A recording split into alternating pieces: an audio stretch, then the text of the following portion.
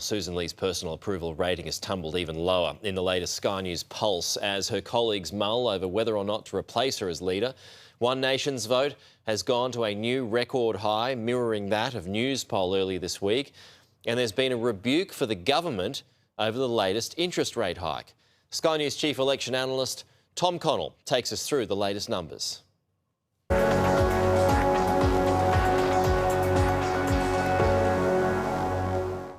On this week's Sky News Pulse, there was widespread shock when One Nation overtook the Coalition's vote. Now, the once fringe party is even closing in on Labor. Yes, One Nation's vote has now surged again, right up to 28%. 1% off Labor and 1% off the Coalition.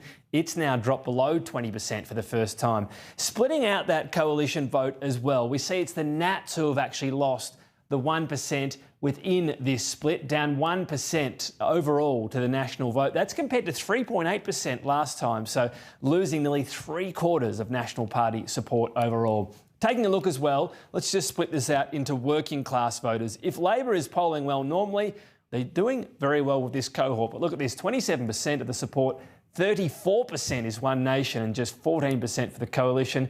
A bit split between the others. The reformed Coalition, meanwhile, is actually up slightly compared to Labor on two-party preferred because of that One Nation vote increase mainly. And One Nation, well, it's drawing closer on this alternative two-party preferred, 55-45, the same margin, incidentally, as the Coalition lost by at the last election. Sussan Ley's personal polling, it's also suffered a further dramatic slide. 22% of people say she's doing a good job, 62% not happy, so she's net -40. That is down significantly, even from our last poll. Much worse than anything Peter Dutton ever achieved in his time.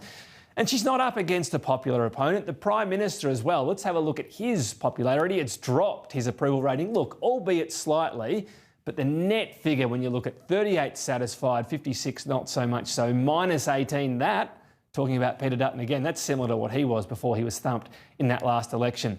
For anyone thinking Angus Taylor will be the Coalition elixir, there's some sobering news. Overall, only 8% of voters think he is best placed to lead them to victory. Behind Sussan Ley at 10%, Andrew Hastie leading at 15%. But really, this is the figure, a staggering 60% say they don't know. In other words, none of these names you can see here. Broken down by vote type as well. Sussan Ley, she is doing best for her amongst Coalition voters with 21%. Well ahead there as well in Labor voters with 15%, but only 2%, see that orange? 2% of One Nation voters think she's the best leader of the opposition. Angus Taylor, well, 5% Labor, he won't be worried about that. 11% of One Nation's okay and decent 14% Liberal. But Andrew Hastie, well, clearly he's doing pretty well with Coalition voters there at 19%.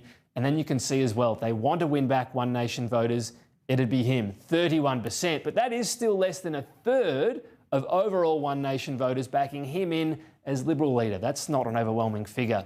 The big news, of course, last week was the RBA increasing rates. So who do voters blame? 30% say it's Labor's big spending, 7% the RBA's decisions previously, 35% are blaming both of them, 9% the banks and their lendings, and 19% unsure. So whilst Labor is not seen as solely responsible overall, 2/3 of voters think the government spending is at least partly responsible for last week's rate rise. And with Labor mulling over changes to CGT on investment properties, what do voters think needs to happen in housing policy? Only 7% think right now the settings are okay.